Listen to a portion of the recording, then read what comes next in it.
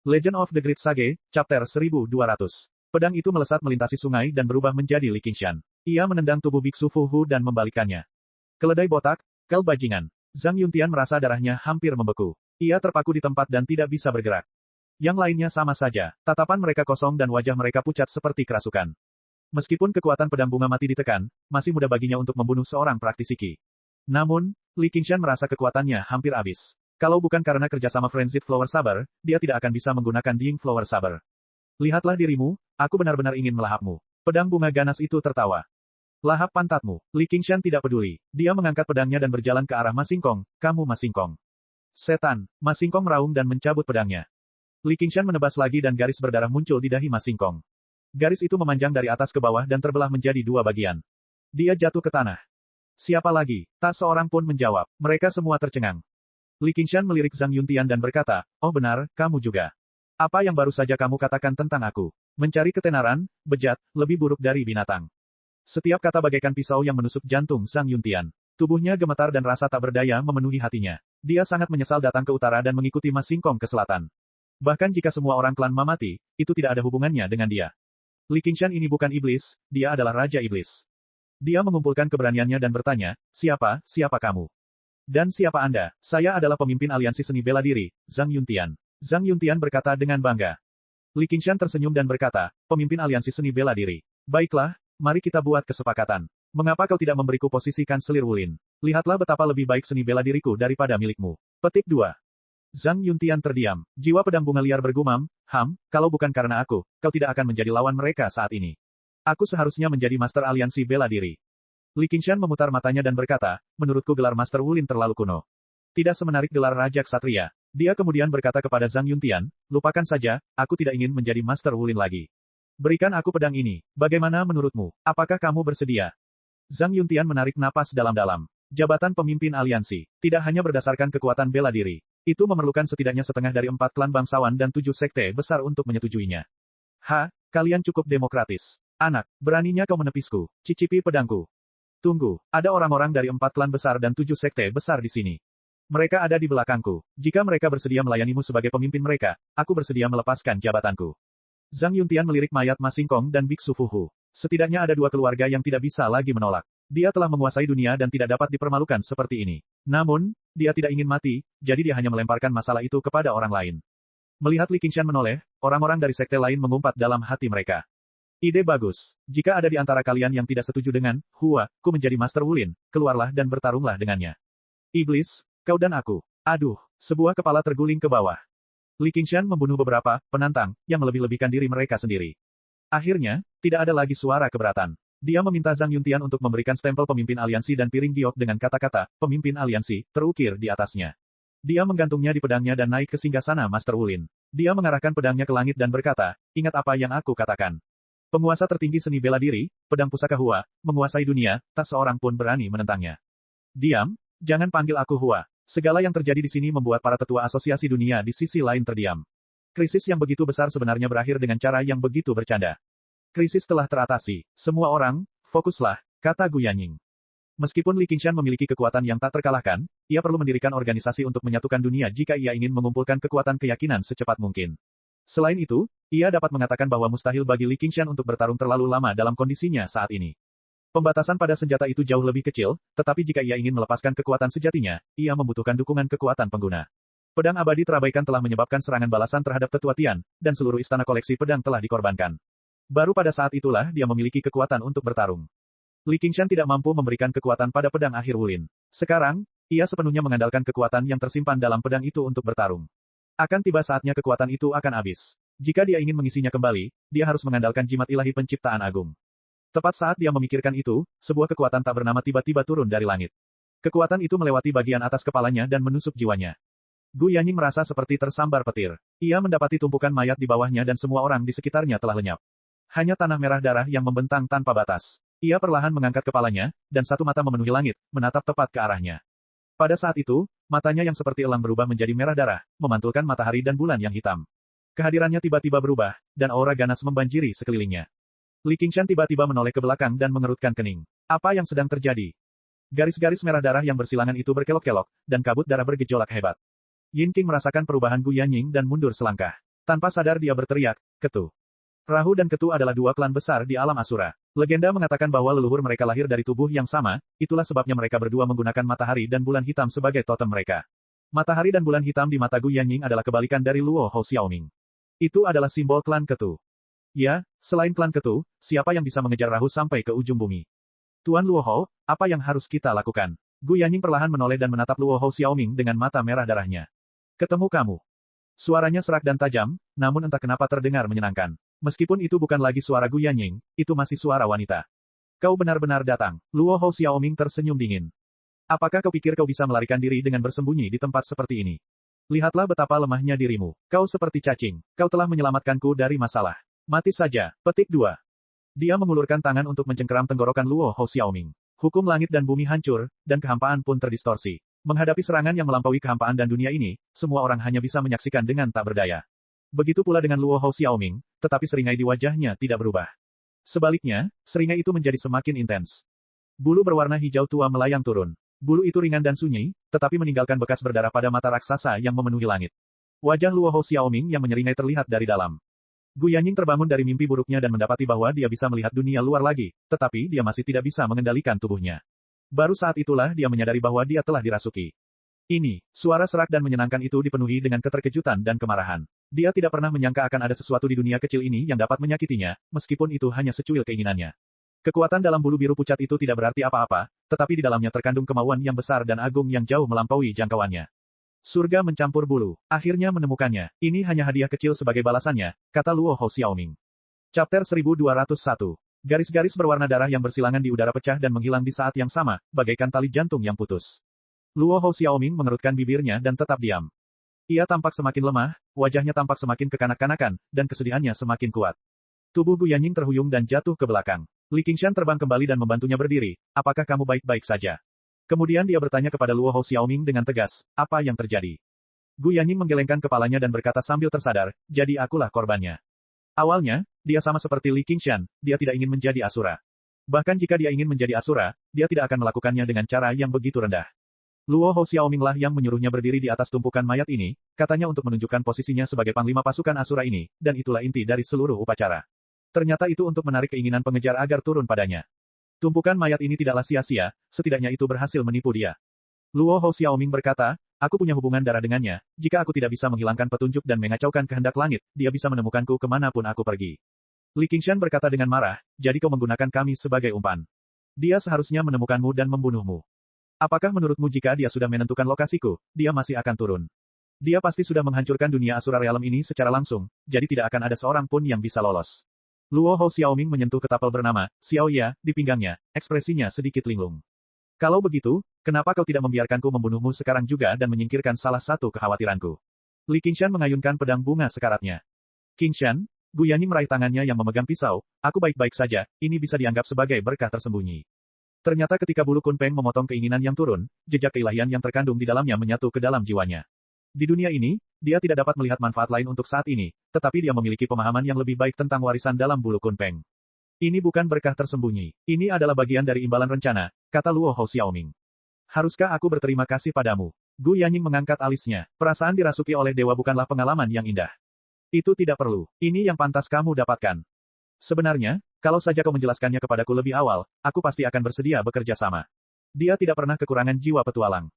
Setelah hatimu siap, aku tidak tahu apa yang akan terjadi. Pria ini mungkin tidak mau membiarkanmu mengambil risiko. Gu Yanjing melirik Li Qingshan, lalu tiba-tiba membuang muka, lupakan saja, ini bukan hasil yang buruk. Li Qingshan perlahan meletakkan bilah pedang di tangannya, menyembunyikan kemarahan di wajahnya, dan berkata kepada Luo Hou Xiaoming, meskipun aku sudah berjanji padamu, jika hal seperti ini terjadi lagi, jangan salahkan aku karena bersikap kejam. Luo Hou Xiaoming mendengus enggan. Terlepas dari kecelakaan kecil ini, upacara berjalan sangat lancar, kecuali Yin Qing. Selain Yin Qing, yang lainnya bahkan tidak tahu apa yang terjadi, mereka benar-benar tenggelam dalam upacara tersebut. Ketika mereka membuka mata lagi, pupil hitam mereka bersinar merah samar-samar, membawa beberapa karakteristik Asura. Aura pelindung kiri dan kanan meningkat. Mereka bahkan langsung menerobos ke level bawaan 9. Para seniman bela diri lainnya juga kurang lebih mengalami peningkatan. Jalan seni bela diri dan jalan pembunuhan Asura saling terkait, atau bahkan pada dasarnya sama. Namun, yang paling diuntungkan bukanlah mereka, melainkan ribuan prajurit. Mereka telah melewatkan usia terbaik untuk berlatih bela diri, dan tidak akan pernah menjadi ahli dalam hidup mereka. Namun, kini, mereka terlahir kembali, dan tubuh mereka benar-benar baru. Mereka memiliki kemungkinan untuk maju lebih jauh. Di tengah sorak-sorai bagaikan tsunami, Li Qingshan melihat ke seberang sungai, Zhang Yuntian dan yang lainnya telah menghilang tanpa jejak. Dia tidak ingin membunuh orang-orang yang tidak bersalah, dan ingin menyandera sekelompok orang ini untuk menyatukan dunia di masa depan, sehingga akan ada lebih sedikit rintangan. Tetapi dia tidak menyangka akan terjadi perubahan seperti itu, dan dia tidak tahu apakah itu karena pengaruh langit. Kalau sekarang dia mengejar mereka, membunuh satu atau dua pun tidak akan ada gunanya, dan hanya akan menyia-nyiakan kekuatan pedang bunga ganas. Lupakan saja, biarlah mereka menyebarkan namaku. Saya pikir efeknya harus serupa. Setelah itu, Gu Yanying memerintahkan semua orang untuk menggali lubang besar untuk mengubur gunung mayat tersebut, dan bau busuk itu bertahan selama berbulan-bulan. Dalam perjalanan kembali ke kota, Gu Yanying bertanya kepada Luo Hou Xiaoming tentang informasinya, apakah itu ibumu? Ada ibu seperti itu di dunia. Bulu ini disebut, Heaven Mixing Feather, apa yang dimaksud dengan Heaven Mixing? Tetapi sejak hari itu, Luo Hou Xiaoming tidak mengatakan sepatah kata pun, dan dia tampak semakin tertekan dan putus asa. Li Qingshan merasa sedikit kasihan padanya, diburu oleh kerabat terdekatnya, meskipun itu bukan satu-satunya alasan dia kehilangan semangat juangnya, namun tetap saja dampaknya sangat dalam. Tetapi pikiran seperti itu hanya terlintas dalam benaknya, dan dia memiliki banyak hal yang harus dilakukan setiap hari. Gu Yanying memimpin pasukan untuk mencabut pengaruh keluarga Ma di wilayah utara, dan seni bela diri banyak prajurit di pasukan mulai meningkat pesat, menyebabkan perubahan kualitatif di seluruh pasukan. Kekuatan Gu Yanying juga meningkat, dan dia tidak lagi membutuhkan perlindungan terus-menerus dari Li Qingshan. Li Qingshan duduk di kota, memerintahkan orang-orang untuk menyalin biografi Raja Kera Putih, dan pada saat yang sama mengumpulkan dan melatih sejumlah besar pendongeng, tidak hanya untuk menyebarkan novelnya, tetapi juga untuk menyebarkan idenya tentang harmoni besar, kesetaraan untuk semua, sehingga dia tidak perlu lagi khawatir tentang kekurangan tenaga kerja. Dia tidak terburu-buru untuk memperluas wilayah, tetapi mencerna sepenuhnya hasil perang. Dimanapun dunia berkembang, biografi Raja Kera Putih akan menyebar. Kekuatan keyakinan terhadap jimat ilahi penciptaan agung meningkat dengan kecepatan 100 kali lipat. Li Qingshan menemukan bahwa meskipun dunia ini jauh lebih kecil dari 9 provinsi, kekuatan keyakinan yang diberikannya tidak kurang dari 9 provinsi. 9 provinsi itu sangat luas, tetapi novel-novelnya hanya dapat memengaruhi prefektur Sungai Jernih dan bahkan Komando Rui, dan itu hanyalah bentuk hiburan di akhir hari. Setelah itu, dengan kekacauan perang, bahkan kehidupan orang-orang biasa pun terancam, jadi siapa yang berminat pada hiburan? Sejak saat itu, kekuatan keyakinan terhadap jimat ilahi penciptaan agung berhenti terkumpul, tumbuh pada tingkat yang sangat lambat. Akibatnya, Li Qingshan tidak lagi memperhatikannya, dan fokus pada hal lain. Meskipun dunia ini kecil, pada dasarnya semua orang menginginkan misteri seni bela diri yang tersembunyi dalam biografi Raja Kera Putih. Ia bahkan punya wewenang untuk memaksakannya sehingga setiap orang bisa membaca dan mendengar buku itu, jadi dampaknya jelas berada pada tingkat yang benar-benar baru. Dan dengan tumbangnya kekuasaan keluarga Ma, semua tanah diberikan kepada orang-orang biasa. Nama Raja Pahlawan pada dasarnya seperti matahari tengah hari di utara. Banyak orang memujanya dengan sangat fanatik. Konon di sebuah desa sebelah utara kota kuda melesat, hiduplah seorang lelaki tua yang sama sekali tidak menguasai ilmu bela diri, bahkan tidak tahu sepatah kata pun, namun ia mampu menghafal ratusan ribu kata yang ditulisnya tanpa terlewat satu kata pun. Li Qingshan bahkan memanggilnya secara khusus. Jangankan berlatih seni bela diri, lelaki tua itu pada dasarnya sudah menginjakkan satu kaki di dalam kubur. Itu sama sekali bukan karena misteri seni bela diri dalam buku itu, jadi pengabdiannya tidak perlu dikatakan lagi. Pada akhirnya, Li Qingshan menghadiahinya dengan banyak harta dan memerintahkan orang-orang untuk mengirimkannya kembali ke desa, yang menyebabkan gelombang hafalan lainnya. Jika aku dapat menyatukan dunia ini, aku pasti dapat meningkatkan kekuatan jimat ilahi penciptaan agung ke tingkat yang belum pernah terjadi sebelumnya. Chapter 1202. Waktu berlalu begitu cepat. Musim semi telah berlalu dan musim panas pun tiba. Malam itu adalah malam bulan purnama. Li Qingshan duduk bersila di samping kolam di bawah pohon willow yang menangis dan menatap bulan yang terang di kolam. Luo Hou Xiaoming berbaring di atas batu bundar di dekatnya dengan lengannya sebagai bantal. Batu itu tidak besar, dan tubuhnya semakin mengecil. Saat dia menatap langit yang penuh bintang, kesedihan di wajah kecilnya sedikit memudar. Seolah-olah dia murni untuk pertama kalinya, atau seolah-olah dia akan mati. Li Qingshan menduga bahwa dia sedang mengolah suatu jenis teknik, mirip dengan Phoenix Nirvana. Karena jika dia benar-benar terus meremajakan hingga dia menjadi kecebong kecil, mengapa dia begitu peduli dengan hidupnya sendiri?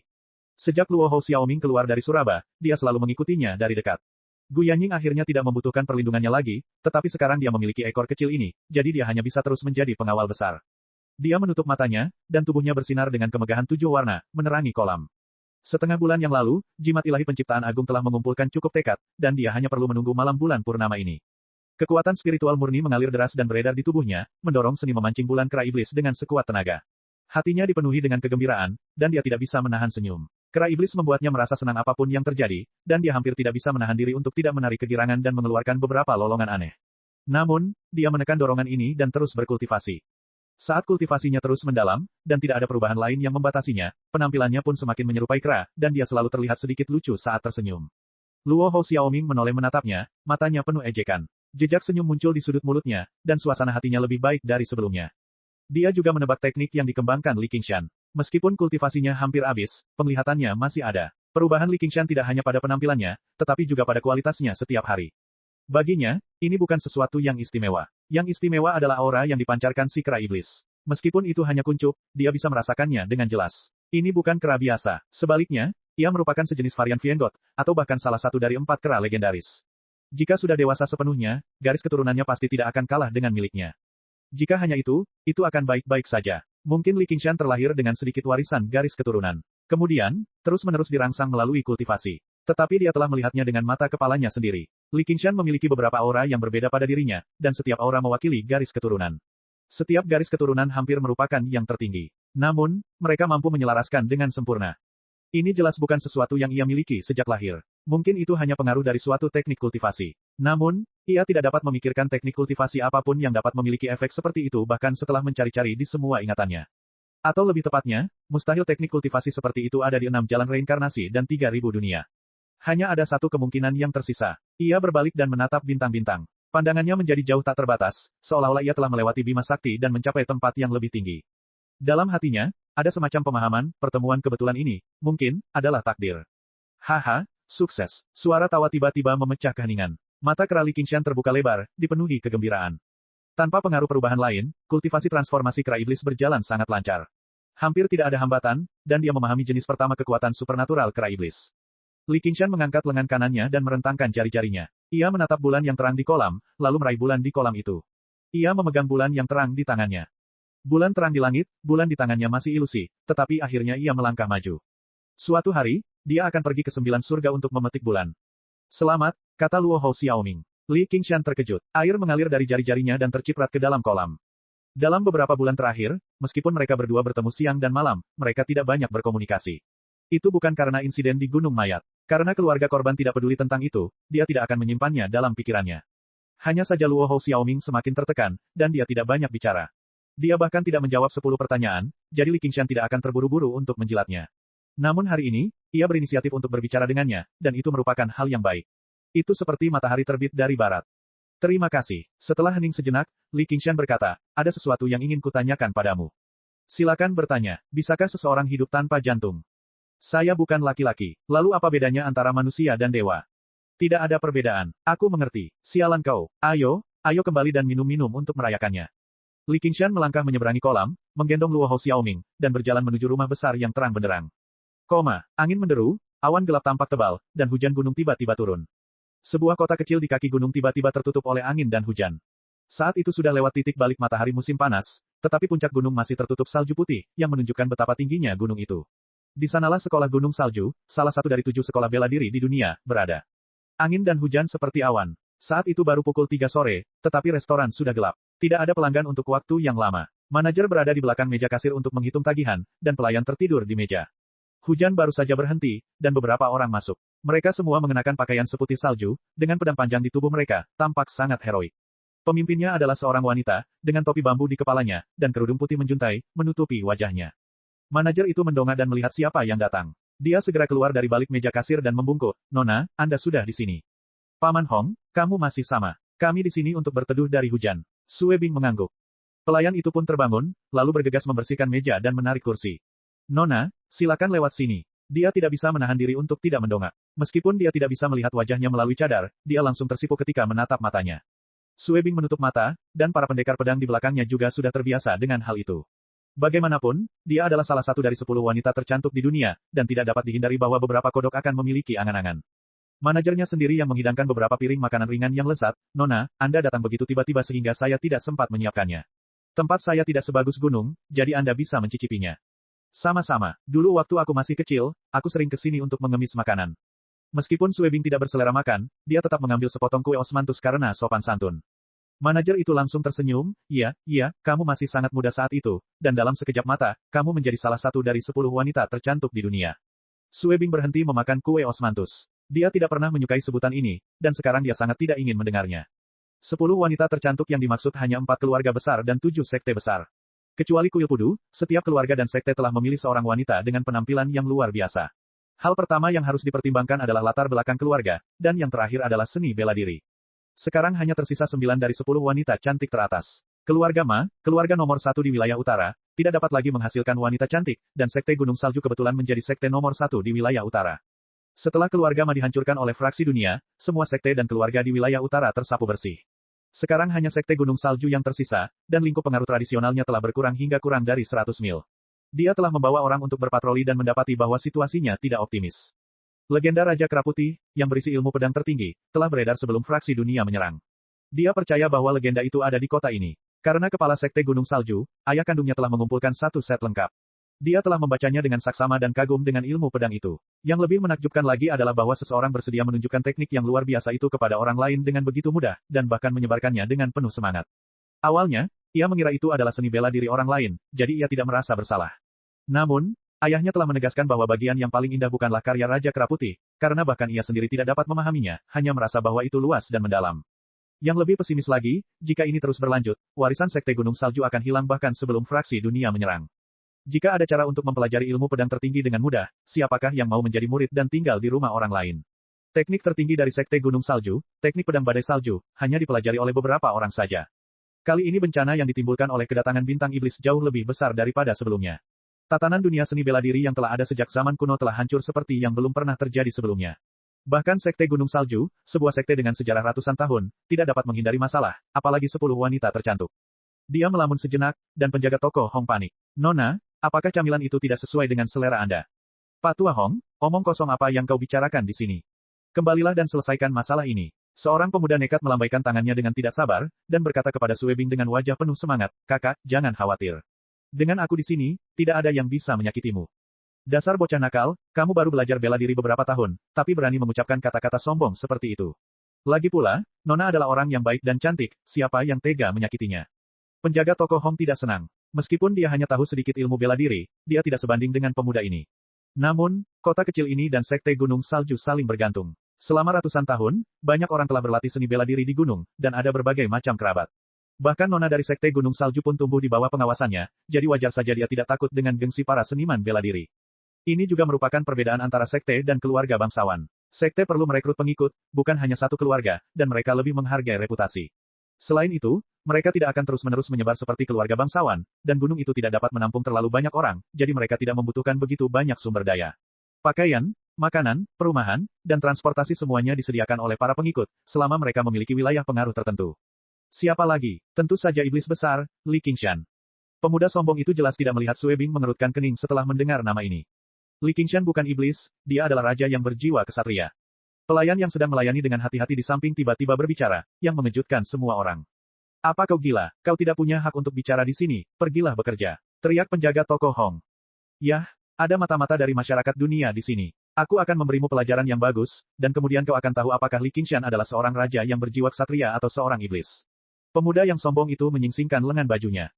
Sekalipun kau membunuhku, Li Qingshan juga seorang raja yang berjiwa ksatria, penyelamat rakyat jelata. Wajah pelayan itu memerah, lalu dia menjulurkan leher dan berteriak. Baiklah, berhenti bicara. Saat hujan berhenti, kita akan kembali ke gunung untuk melapor. Sebelum suara Sue Bing menghilang, restoran itu tiba-tiba diterangi oleh petir, dan sesosok tubuh terjatuh ke tanah. Ledakan, guntur terdengar menggelegar di atas kepala mereka, mengguncang mangkuk dan piring, dan telinga semua orang berdengung. Chapter 1203. Dia berguling-guling di tanah dengan keadaan yang sangat menyedihkan sebelum dia berdiri dan berteriak, Bos, ambilkan anggurnya. Detik demi detik, air hujan yang dibawanya terciprat kemana-mana. Pupil mata Sue Bing mengecil. Dia melepaskan kibawaannya untuk menghalangi tetesan air. Yang lainnya tidak seberuntung itu. Mereka belum mencapai alam bawaan dan hanya memiliki kekuatan batin. Mereka basah kuyup oleh hujan. Makanan penutup yang lezat di atas meja juga basah kuyup dan tidak dapat dimakan lagi. Melihat pria yang menerobos masuk, dia tinggi dan rambutnya acak-acakan. Dia mengenakan jubah kuning, dan lengan bajunya hampir menyentuh tanah. Dia seharusnya berpakaian elegan, tetapi dadanya terbuka, dan kakinya berlumuran lumpur. Tidak ada yang elegan darinya. Belum lagi penampilannya yang aneh. Dia tampak seperti kera, senyum di wajahnya membuatnya tampak lebih lucu. Orang-orang tidak bisa tidak memikirkan kata-kata, mengenakan mahkota pada monyet. Manajer Hong sangat marah hingga ia meniup jenggotnya dan melotot ke arahnya. Itu masalah kecil jika ia basah kuyup oleh beberapa tetes hujan, tetapi beberapa piring kue kering yang telah ia siapkan semuanya hancur. Ia berkata dengan kaku, kami tidak menjual anggur di sini. Apa yang ingin kau beli jika kita tidak menjual anggur? Jangan bercanda, bawalah dengan cepat. Aku akan memberimu hadiah besar. Oh benar, bawalah beberapa hidangan untuk disantap bersama anggur ini. Saya bilang, kami tidak menjual anggur di sini. Meskipun manajer Hong tahu bahwa pria itu ahli dalam seni bela diri, mereka berada di kaki Sekte Gunung Salju. Mereka dikelilingi oleh para pengikut Sekte Gunung Salju. Mengapa mereka takut pada orang asing? Pemuda nekat dari Sekte Gunung Salju menyeka air hujan dari wajahnya. Ia hendak bertanya dari mana datangnya orang ini. Apakah dia mata-mata dari World Society? Suara peringatan Suebing terngiang di telinganya, jangan bicara. Suaranya dingin, tetapi sedikit bergetar. Ketika memandang laki-laki asing itu, dia tiba-tiba teringat pada seseorang. Gemuruh. Serangkaian guntur kembali terdengar. Gelas dan piring bergetar hebat. Seolah-olah ada naga guntur yang melayang di atas restoran. Petir itu menerangi bagian dalam restoran. Suara gemuruh guntur mengejutkan semua orang. Hanya lelaki itu yang berdiri diam. Bayangannya di dinding memperlihatkan taringnya dan mengacungkan cakarnya. Wajahnya juga berkedip-kedip. Wajahnya yang awalnya lucu tiba-tiba menampakkan ekspresi kejam dan ganas. Hembusan angin bertiup ke dalam restoran dan mengangkat kerudung Suebing. Sepasang mata musim gugur yang jernih menatap lengan panjang pria itu. Rambutnya tidak berkibar tertiup angin, tetapi menggantung lurus ke bawah. Bibir merahnya telah memucat pada suatu saat. Itu dia, pasti dia. Bajingan pembunuh itu. Raja Iblis yang membawa kekacauan ke dunia. Darahnya tampak membeku. Sebelum melihatnya dengan mata kepalanya sendiri. Dia tidak pernah membayangkan bahwa dia akan begitu takut. Dia tidak datang ke sini untuk minum, tetapi untuk seluruh Sekte Gunung Salju. Dia hampir bisa melihat pemandangan berdarah di Sekte Gunung Salju. Dan yang pertama meninggal adalah penjaga toko Hong, yang tidak tahu identitas pendatang baru itu dan bersikeras menolak menjual anggurnya. Dia bahkan tidak punya keberanian untuk membuka mulut untuk mengingatkan mereka. Pria itu tiba-tiba tertawa kekanak-kanakan, yang tampak sangat aneh. Semua orang bergidik, dan penjaga toko Hong juga mundur selangkah, berkata dengan kaget, "Kamu. Apa yang Anda tertawakan?" Pria itu berbalik untuk melihat ke belakangnya. Seorang anak kecil memanjat dari punggungnya dan duduk di bahunya yang lebar. Dia mengejek, "Sudah kubilang minum banyak-banyak sampai kau tidak peduli dengan hidupmu, tapi mereka tidak akan menjualnya padamu sama sekali. Mari kita lihat apa yang akan kau lakukan sekarang." Badai musim panas datang dengan cepat, tetapi bajingan ini tidak terburu-buru mencari rumah untuk bersembunyi. Sebaliknya, dia melihat bendera anggur dan bersikeras untuk bergegas, hampir membuatnya tersambar petir. Apa yang harus kulakukan? Tidak ada. Pria itu merentangkan tangannya, berbalik dan berjalan menuju pintu. Ia menghadapi angin dan hujan, menatap gunung salju di tengah hujan. Ia benar-benar menyerah. Meskipun dia ingin minum dan menunggu hujan reda, dia tidak akan menindas orang tua biasa hanya demi hobi kecil ini. Pokoknya, kalau sudah sampai gunung, pasti ada yang mentraktirnya. Kalau itu yang terjadi, siapa saja yang berani bersikap keras kepala, dia akan memenggal kepalanya. Pantas saja kau menerima hukuman. Anak kecil itu bertepuk tangan dan tertawa.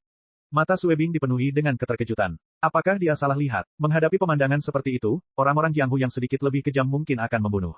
Bahkan mereka yang memiliki temperamen baik akan ingin memberi pelajaran kepada penjaga toko Hong dan memaksanya membawa anggur. Namun, melihat bila pisau raksasa terbungkus kain putih di punggung pria itu, secercah harapan itu harus dihancurkan. Beberapa bulan yang lalu, kakak senior tertua telah menyaksikan dengan mata kepalanya sendiri bagaimana guru penjinak harimau kuil Pudu dan pemimpin klan besar klan kuda utara semuanya tewas di bawah pedang seperti itu. Seperti babi dan anjing yang menghadapi tukang daging, mereka tidak memiliki kekuatan untuk melawan. Semenjak itu, kakak tertua agak mengigau dan sering terbangun karena mimpi buruk. Dan anak itu juga sesuai dengan informasi terkini. Kemanapun dia pergi, dia akan membawa serta seorang anak kecil. Sebagian orang menduga bahwa anak itu adalah anak haramnya dengan pemimpin World Society. Agar tidak mengganggu hati orang lain, informasi ini dirahasiakan sepenuhnya. Hanya beberapa orang di Sekte Gunung Salju yang mengetahuinya, dan kebetulan dia adalah salah satunya. Semua karakteristiknya cocok. Orang ini pastilah Raja Pahlawan Li Qingshan. Setidaknya kau tahu apa yang baik untukmu. Jangan berpikir kau bisa melakukan apapun yang kau inginkan hanya karena kau tahu beberapa ilmu bela diri. Ketahui saja tempat ini. Penjaga toko Hong menunjuk ke arah gunung salju di luar pintu, merasa bangga dan senang. Sekte Gunung Salju. Li Qingshan menatap salju putih di puncak gunung. Ini adalah paku terakhir di wilayah masyarakat dunia di wilayah utara. Dia akan secara pribadi mencabutnya dan menguji kekuatan supernatural barunya. Ya, karena kamu seorang seniman bela diri, tidak mungkin kamu tidak tahu. Mereka semua adalah murid luar biasa dari Sekte Gunung Salju. Yang di tengah adalah putri dari pemimpin Sekte Gunung Salju, Nona Sue, salah satu dari 10 wanita tercantik di dunia. Pemilik toko Hong mengangkat tangannya dan memperkenalkan. Kalau saja Suebing tidak berani bertindak gegabah, dia tidak akan bisa menahan diri untuk memarahi lelaki tua ini. Oh, Li Qingshan menoleh dan menatap Suebing. Suebing merasa bahwa sepasang mata yang bersemangat itu seolah telah menembus tabir dan melihat wajahnya dengan jelas, atau bahkan melihat seluruh tubuhnya. Detak jantungnya tiba-tiba bertambah cepat dan dia merasa mati rasa di sekujur tubuhnya. Penjaga toko Hong menceramahi Li Qingshan dengan wajah serius, tidak apa-apa jika kamu menyiramkan air hujan kepadaku, tetapi kamu bahkan tidak meminta maaf ketika kamu menyiramkan air hujan kepada mereka. Apakah kamu benar-benar tidak punya sopan santun? Air hujan itu hanya beberapa tetes saja, kenapa kamu pelit sekali? Baiklah, jangan menatapku. Aku datang terburu-buru, maaf. Pak Tua, kau mau aku mencuci bajumu? Li Qingshan menggoda penjaga toko Hong dengan senyuman dan mengulurkan tangannya untuk meraih kerah bajunya. Mereka berada di kaki gunung Sekte Gunung Salju, jadi tentu saja akan ada orang-orang dari Sekte Gunung Salju. Itu bukan hal yang aneh. Jika pemimpin Sekte Gunung Salju ada di sini, itu akan menyelamatkan mereka dari banyak masalah. Mereka tidak perlu naik gunung. Apa yang bisa dilakukan seorang wanita muda? Sue Bing merasa lega dan memerintahkan saudara-saudaranya, mereka tidak melakukannya dengan sengaja, jangan terlalu perhitungan. Duduklah, Paman Hong, saya tidak punya banyak selera makan, Anda hibur saja para tamu. Beberapa di antara mereka patuh padanya dan segera duduk dengan patuh, memperlakukan ini sebagai selingan yang tidak penting. Nona muda itu murah hati dan membiarkanmu pergi kali ini. Hei, lepaskan, jangan robek. Aku punya istri di rumah, aku tidak butuh kamu untuk mencuci bajuku. Penjaga toko Hong memandangi wajah tersenyum lucu itu dan tak dapat menahan senyum, kamu benar-benar mirip monyet, apa kamu mau minum anggur? Kupikir kau tidak ingin menjualnya. Masih belum laku, aku traktir. Hei, saya khawatir Anda tidak mampu membelinya. Keluarlah dan tanyakan kepada orang-orang. Restoran Snow Mountain saya memiliki 100 toples anggur Snow Mountain di gudang bawah tanah leluhur kami. Ambil 1 toples dan simpan 1 toples, tidak lebih, tidak kurang. Berapa toples yang bisa Anda minum? Tapi aku akan katakan ini terlebih dahulu, kamu tidak diperbolehkan menggunakan tenaga dalammu untuk membuat anggur. Apa gunanya menggunakan energi batinmu untuk membuat anggur? Anggur gunung salju, salju yang bertuah menandakan tahun yang subur, nama yang bagus, segera cobalah. Kamu traktir aku anggur, aku traktir kamu daging, kamu boleh pakai tenaga dalammu untuk mengolah daging sesuai keinginanmu. Lihatlah wajahmu yang tidak sabaran, itu bukan feng seperti pada tahun berbuah, itu feng seperti pada puncak. Menggunakan energi batin untuk membuat daging, hanya Anda yang dapat memikirkannya. Karena hari ini hujan dan aku tidak ada kegiatan, aku akan menemanimu minum beberapa gelas. Xiao Bei, pergi ambil anggur dan dagingnya. Penjaga toko Hong duduk dengan anggun dan dengan murah hati menyampaikan pesanannya. Haha, dulu aku suka membajak sawah. Li Qingshan duduk di seberangnya dan melirik Luo Hou Xiaoming. Lihat, aku datang di waktu yang tepat, kan? Seseorang mentraktirku anggur, rasanya sangat enak. Luo Hou Xiaoming cemberut, melompat ke atas meja dan mengibaskan hujan di tubuhnya. Kau membawa anak kecil jalan-jalan. Xiao Bei, ambilkan handuk. Dialah yang ngotot ingin ikut, saya tidak punya pilihan lain. Hei, cepatlah dan ucapkan terima kasih padaku. Terima kasih. Luo Hou Xiaoming mengambil handuk itu, tetapi hatinya dipenuhi perasaan aneh. Ini adalah pertama kalinya dalam hidupnya dia berterima kasih kepada manusia yang seperti semut atas handuk yang tidak berarti seperti itu. Dia tiba-tiba mengerutkan kening, menundukkan kepalanya, dan berpikir keras. Anak ini siapa? Anakku. Kau anakku. Luo Hou Xiaoming melompat dan menendang dada Li Qingshan. Kalau dulu tendangan ini pasti sudah menghancurkan gunung bersalju di luar pintu, tapi sekarang, ia sama sekali tidak merasakan geli. Aku terlalu memanjakanmu. Maafkan aku. Luo Hou Xiaoming melotot ke arahnya, kerinduan akan kekuasaan yang telah lama tidak dirasakannya berkobar di dadanya. Pelayan datang sambil membawa sepanci anggur dan sepanci daging panggang yang masih mengepul. Dulu kamu membajak sawah, mengapa sekarang kamu berhenti membajak? Tanya penjaga toko Hong dengan santai. Saya kehilangan sapi itu, jadi saya keluar untuk mencarinya.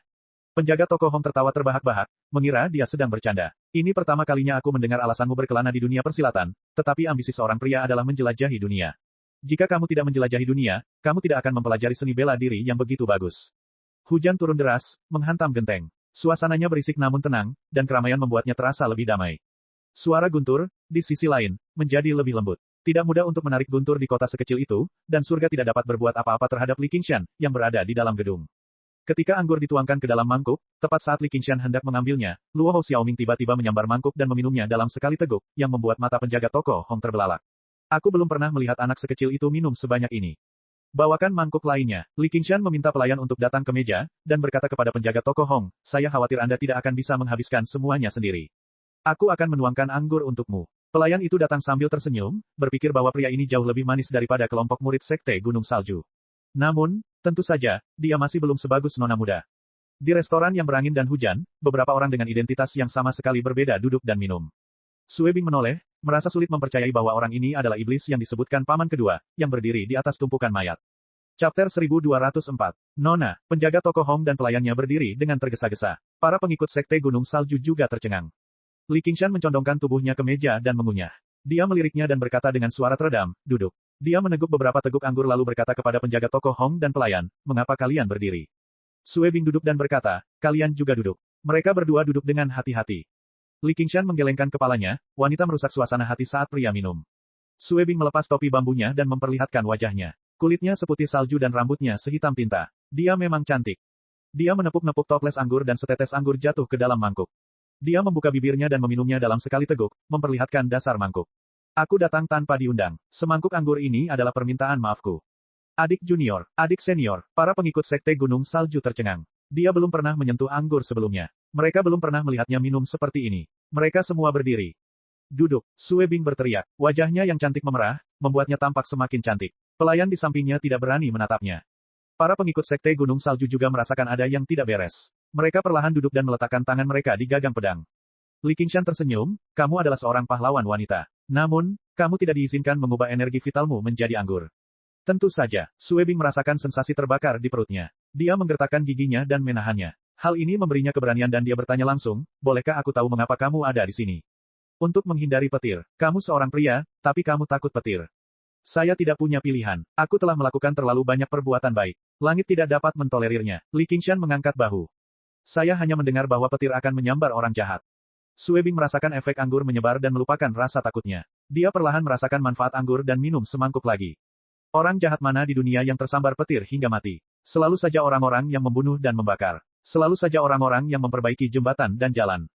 Lalu apakah Anda akan menjadi orang yang membunuh dan membakar, atau orang yang memperbaiki jembatan dan jalan? Juga tidak. Langit tidak adil. Aku akan berlaku adil pada mereka.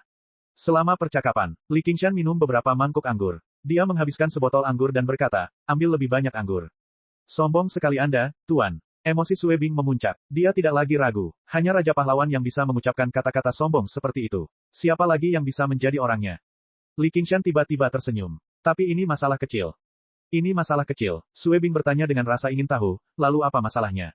Mencari sapi. Sue Bing tidak tahu apakah harus tertawa atau menangis. Kalau begitu kamu tidak perlu mencarinya. Aku bisa memberimu satu. Li Qingshan berkata, gadis kecil, sekalipun kau memberiku 10.000 ekor sapi, itu tidak akan sebanding dengan sapi milikku itu.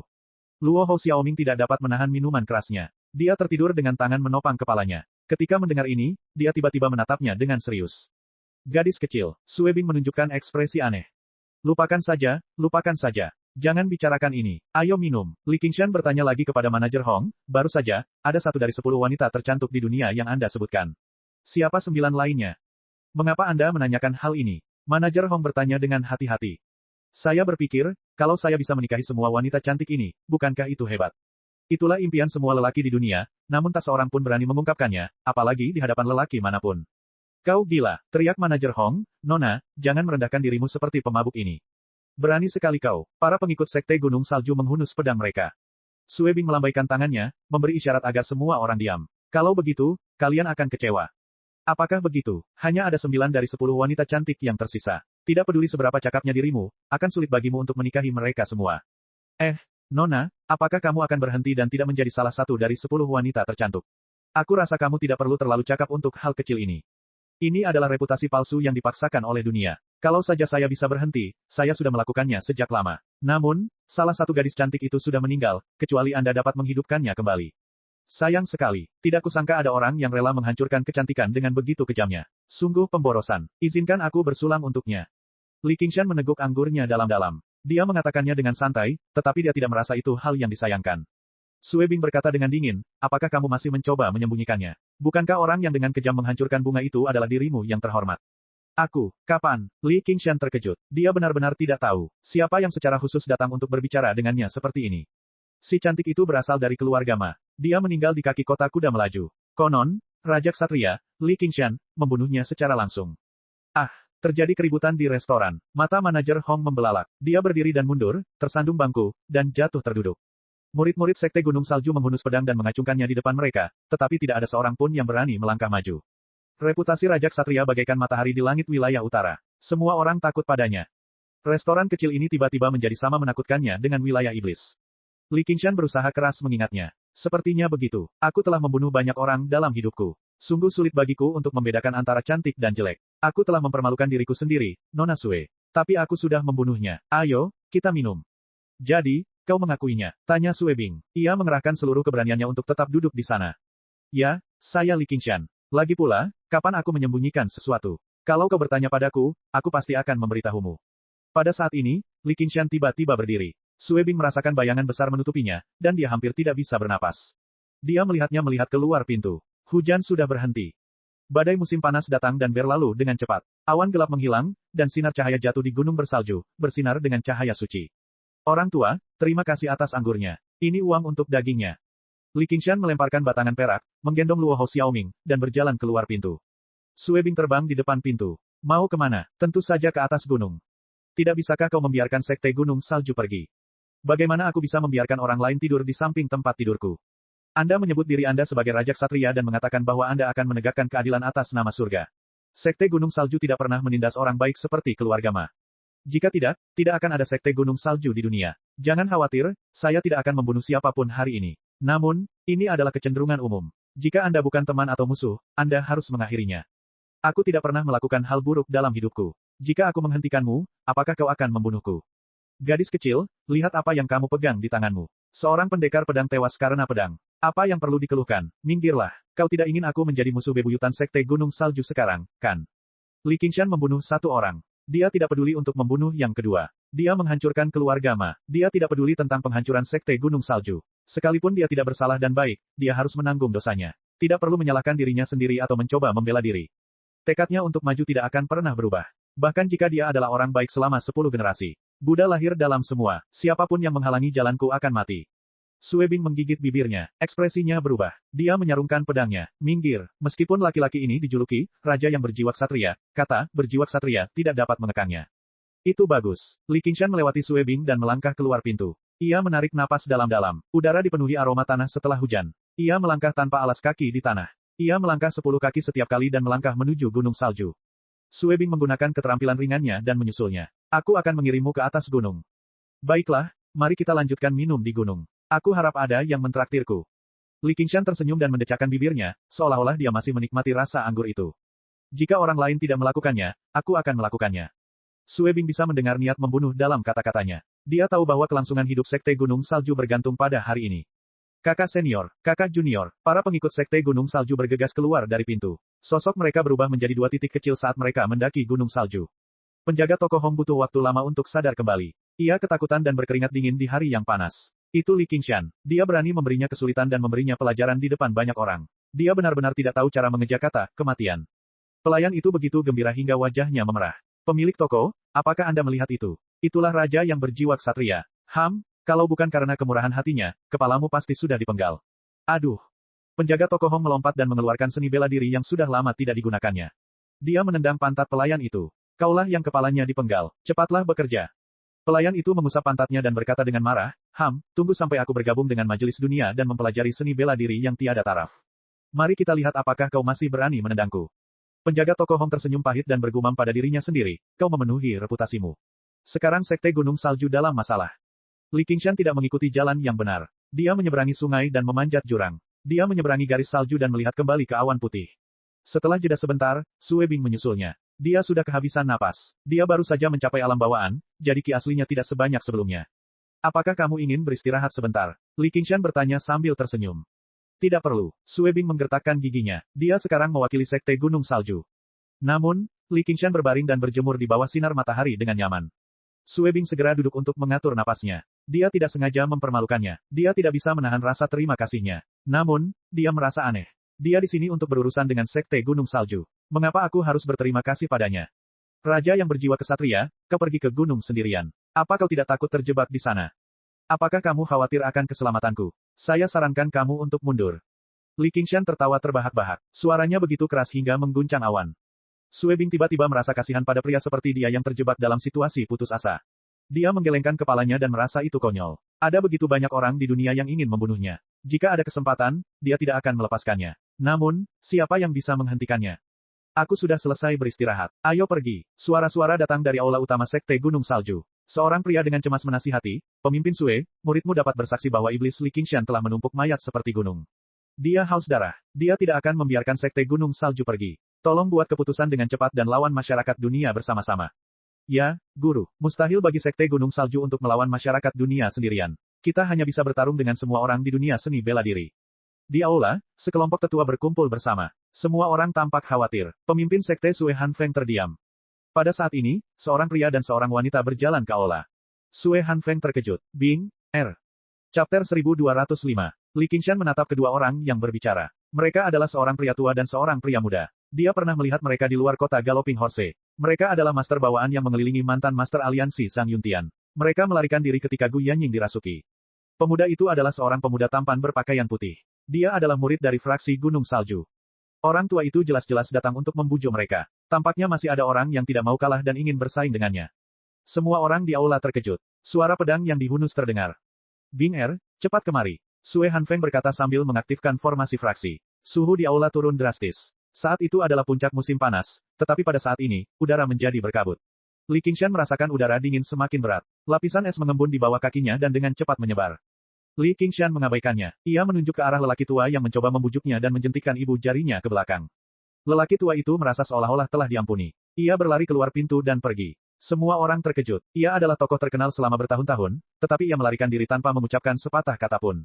Dia tidak tahu bahwa setelah melihat Li Qingshan membunuh orang, dia tidak memiliki keberanian untuk menghadapinya. Dia tidak takut mati di medan perang, tetapi dia tidak ingin mati terinjak-injak seperti serangga. Berhenti, teriak Li Qingshan. Lelaki tua itu baru saja melewati ambang pintu. Ketika mendengar ini, dia berdiri di sana seolah-olah dia dipaku ke tanah. Dia tidak berani bergerak. Li Qingshan berkata tanpa menoleh, "Hei, aku sudah menyelamatkan hidupmu 2 kali. Kenapa kamu tidak mengucapkan terima kasih?" Ekspresi lelaki tua itu berubah. Ia menundukkan kepala dan menangkupkan kedua tangannya, "Terima kasih telah menyelamatkan nyawaku. Saya bisa melakukannya 2 kali, tetapi tidak 3 kali. Jika hal itu terjadi lagi, kau sebaiknya bergabung dengan fraksi dunia." Lelaki tua itu mengangkat kepalanya dan menatap punggung Li Qingshan. Dia mengangguk dengan berat, "Baiklah." Dia kemudian berkata kepada Sue Hanfeng, "Pemimpin Sue, aku sudah mengenalmu selama bertahun-tahun. Aku tahu kau baik dan benar. Kau tidak tahan melihat fraksi Gunung Salju berakhir seperti keluarga Ma. Kau harus menyerah." Dia menghela napas berat lagi lalu pergi tanpa menoleh ke belakang. Semua orang tercengang. Siapa yang berbicara mewakili mereka? Li Qingshan melirik pemuda berpakaian putih itu lagi. Dia seperti tikus yang melihat kucing. Dia menggigil dan menundukkan kepalanya, tidak mengatakan sepatah kata pun. Sue Bing merasakan gelombang rasa sakit di hatinya. Apakah ini masih kakak senior tertua yang sombong di masa lalu? Sue Hanfeng menangkupkan kedua tangannya dengan hikmat. "Saya Sue Hanfeng, pemimpin Sekte Gunung Salju generasi ke-19.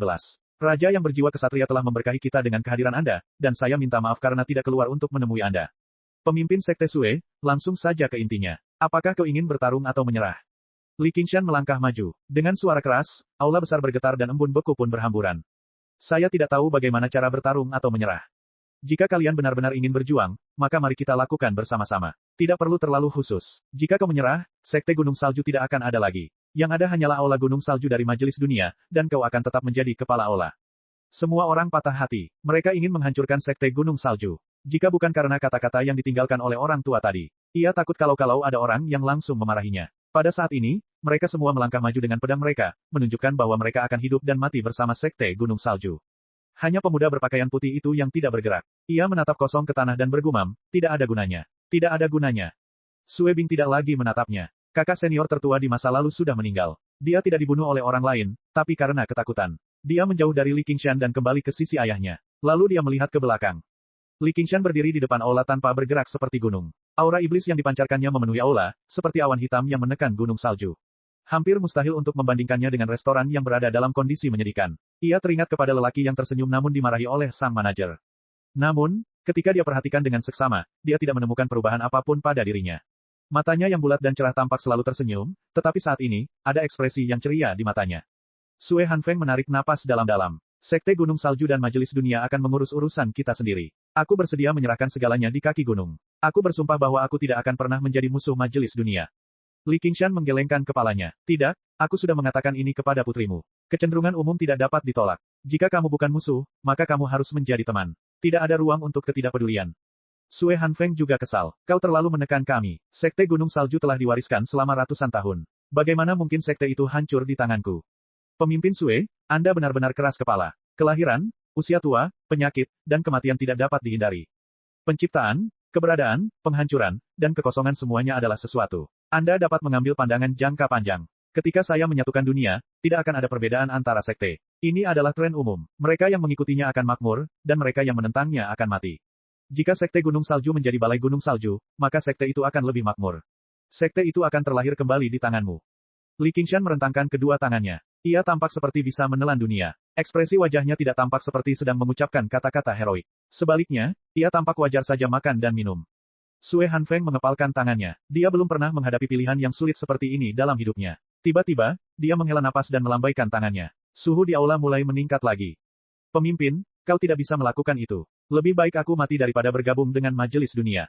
Kerumunan di aula itu marah. Sue Bing menggigit bibirnya. Matanya berkaca-kaca. Apakah lelaki ini, yang semegah gunung di hatinya, akan menyerah pada bayangan lelaki itu? Li Qingshan tersenyum. Itu langkah yang bijaksana.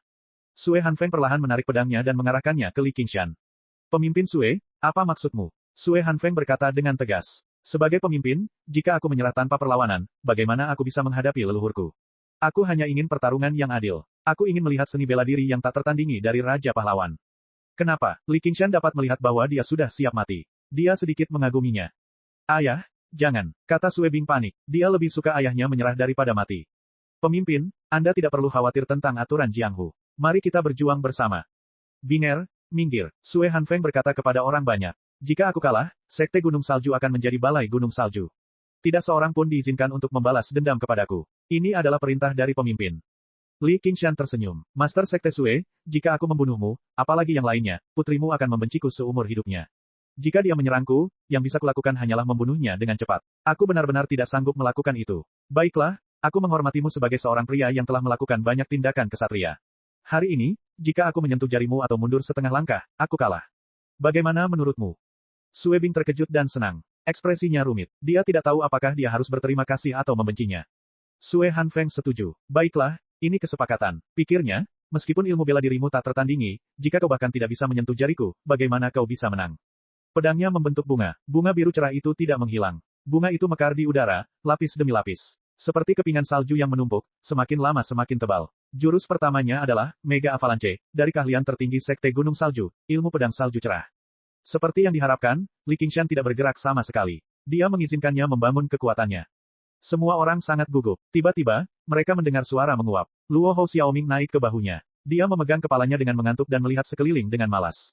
Sue Hanfeng mengerutkan kening. Aku adalah pemimpin Sekte Gunung Salju. Bagaimana mungkin aku menyerang seorang anak kecil? Apakah ini rencananya? Li Qingshan tersenyum. Pemimpin Sue, Anda tidak perlu khawatir. Jika Anda membunuh anak ini, itu salah saya. Perhatikan pedangku. Sue Hanfeng telah mengambil keputusan. Dia meningkatkan auranya hingga mencapai puncaknya. Ki sejati mengalir deras sebagai gelombang yang mengamuk. Baru kemudian Li Qingshan mengulurkan tangannya. Jari-jarinya sedikit terbuka. Gelombang energi iblis berkumpul di tangannya, tetapi tidak meledak. Sue Hanfeng tiba-tiba berhenti di udara. Bunga pedangnya yang berkilau membeku. Seolah-olah disegel dalam ambar yang tak terlihat. Dia memuntahkan darah dan jatuh dengan keras ke tanah. Mata semua orang membelalak, mereka tidak dapat melihat gerakan apa yang dilakukan Li Qingshan. Sepertinya dia baru saja mengulurkan tangannya dan Sue Hanfeng telah dikalahkan. Seperti yang dia katakan, dia belum menyentuh satu jari pun. Ayah, Sue Bing bergegas menghampirinya. Sue Hanfeng menyingkirkan tangannya dan berdiri. Hatinya dipenuhi dengan kebencian. Seni bela diri macam apa ini? Itu bukan seni bela diri. Itu sihir. Sihir pertama dari transformasi iblis kera. Sihir. Apakah kamu seorang setan? Ya dan tidak, tidak dan tidak. Apa hubunganmu dengan Raja Kera Putih? Tidak ada. Aku hanya memenggal kepalanya. Kau kalah. Sue Bing berteriak pada Li Qingshan. Bagaimana aku bisa kalah? Kau bilang kau tidak akan menyentuh satu jari pun milik ayahku, tapi kau melukainya dengan parah. Apakah sihir tidak dihitung? Mendesah. Wanita memang tidak masuk akal. Kenapa kamu tidak bertanya pada ayahmu apakah aku menyakitinya? Binger, tak perlu berdalih. Aku kalah. Sue Hanfeng tidak bisa lebih jelas lagi. Semua luka yang dideritanya disebabkan oleh pantulan ki sejatinya. Sue Bing menundukkan kepalanya dengan sedih, air mata mengalir di wajahnya. Curang. Luo Hou Xiaoming mengerutkan bibirnya. Sihir Li Qingshan sama sekali tidak memiliki kekuatan ofensif. Bahkan membunuh seekor semut pun tidak bisa. Tetapi pengaruh sihir itu telah mengejutkannya saat pertama kali melihatnya. Ini bukan mantra perbaikan tubuh, tetapi penyegelan kekosongan secara langsung. Sue Hanfeng, pemimpin Aula Gunung Salju, memberi salam kepada Raja Pahlawan. Sue Hanfeng melangkah maju dan membungkuk hormat. Para tetua dan murid Sekte Gunung Salju, entah mereka bersedia atau tidak, juga maju dan membungkuk hormat. Dalam dunia seni bela diri, yang kuat dihormati. Sebagai saudara senior pertama dari Sekte Gunung Salju, pemuda berpakaian putih itu juga menghela napas lega. Dia merasa ini adalah hasil terbaik, tetapi dia juga khawatir apakah Li Qingshan telah mendengar apa yang dia katakan sebelumnya di aula dan menaruh dendam padanya. Li Qingshan berkata, Pemimpin Sue, dengarkan perintahku. Ya, Li Qingshan tersenyum dan berkata, bawakan anggurnya. Sue Hanfeng terkejut. Dia pikir itu adalah perintah penting. Saya tidak minum sepuasnya di kaki gunung. Mari kita lanjutkan. Putri Anda yang mengatakan demikian. Sue Bing teringat apa yang dikatakannya di kaki gunung dan tidak tahu apakah harus tertawa atau menangis. Malam itu, ada jamuan makan di aula. Sue Hanfeng memanfaatkan kesempatan itu untuk bertanya, Yang Mulia, apa yang Anda inginkan dari Sekte Gunung Salju? Li Qingshan merenung sejenak lalu merentangkan tangannya, aku juga tidak tahu. Sue Hanfeng terdiam. Apakah kamu menghancurkan Sekte Gunung Salju hanya untuk minum? Ini terlalu tidak adil.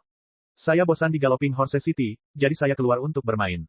Saya bukan pemimpin dunia, saya tidak peduli dengan masalah-masalah sepele ini. Ketika kita sampai di kota kuda berlari, kau bisa bertanya sendiri padanya. Li Qingshan berkata dengan tidak sabar, minum, minum. Mata Sue Hanfeng membelalak. Dia tidak bisa menahan luka dalam tubuhnya dan memuntahkan seteguk darah.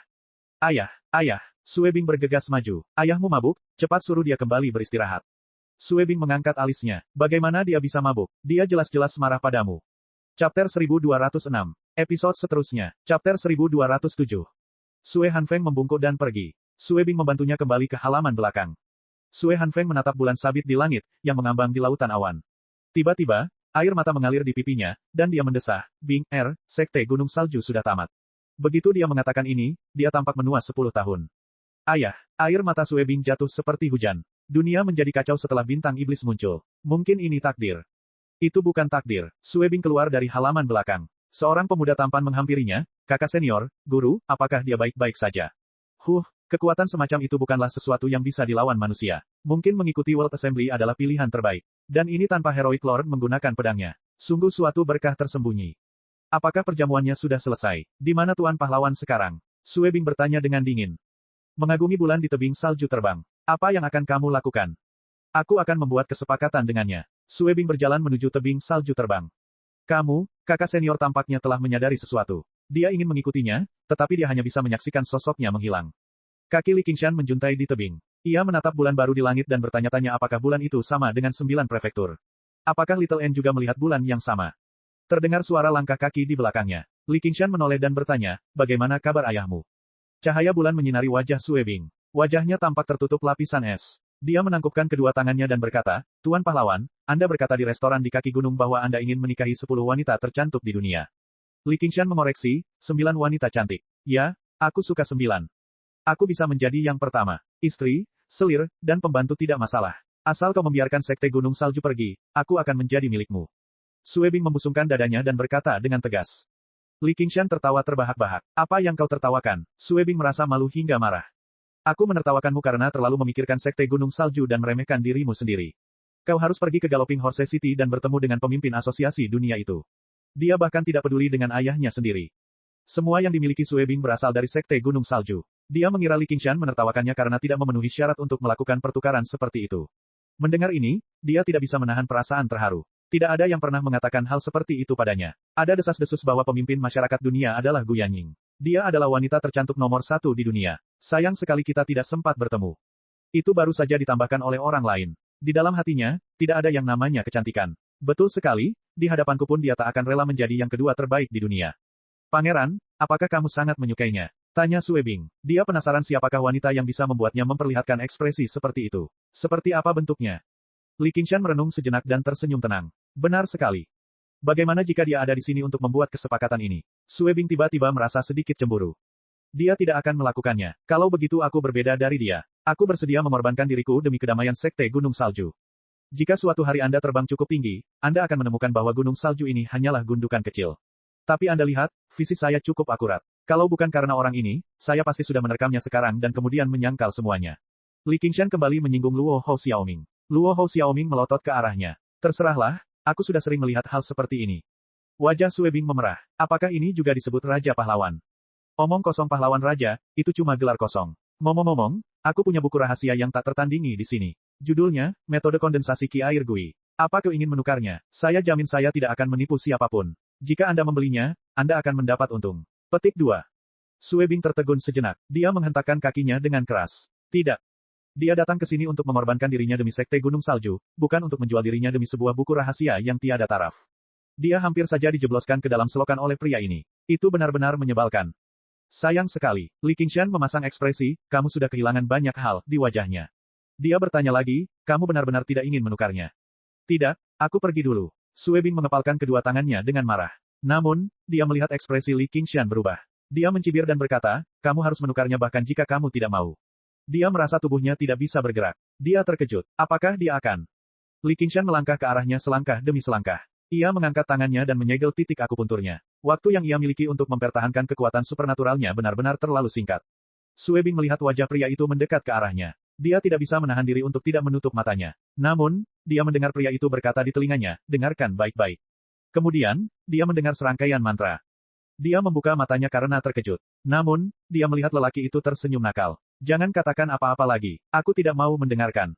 Li Qingshan mengabaikannya. Ia tersenyum dan melafalkan, metode kondensasi Ki Air Gui. Ini adalah mantra pertama yang ia pelajari. Ia masih bisa mengingatnya dengan jelas. Ia tidak melewatkan satu kata pun.